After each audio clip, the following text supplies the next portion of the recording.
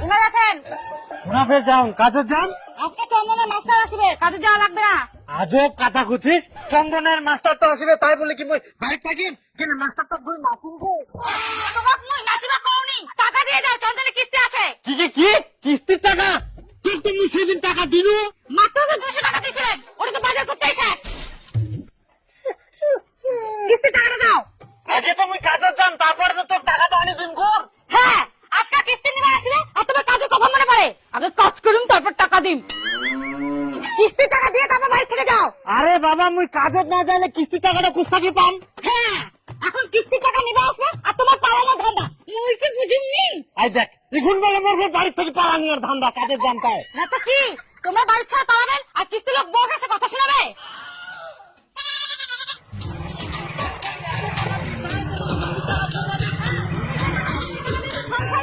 মুই প্রতিদিন চন্দন মাস্টারের কথা শুনতে পারি না। বাবা চন্দন মাস্টার এসিয়া। এই পালা তাড়াতাড়ি, কিস্তির টাকাটা লুকাই লুকা। এই ঘরে লুকাই কি করবো? মাস্টার তো আসলে দেখা পাবে, জানলা দরজা নাই কিছু নাই। মুই কোনো যাম। ও ইতিনা তো খুইলাম, ভাইরালে দেখা পাবে।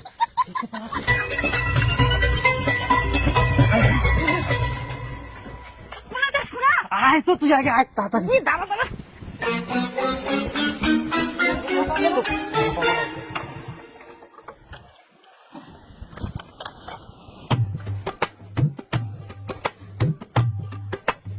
দিদি বাড়িতে আছেন?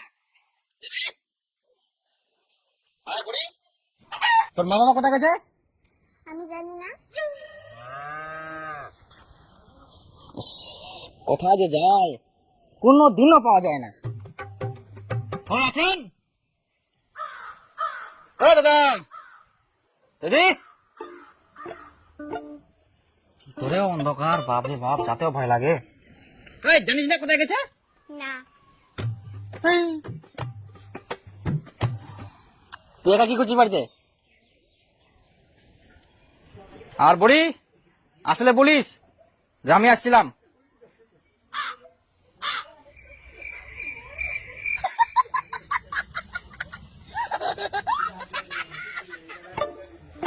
বাপরে মহা মুশকিল, কেউ নাই বাড়িতে, কোনো দিনও পাই না। মাথা খারাপ করে দিবে। ছি ছি ছি, লোন নিবে আর কিস্তি দিবে না ঠিকঠাক করে, ঘোরাঘুরি বাড়িতে থাকবে না। লোনগুলো যে নেয়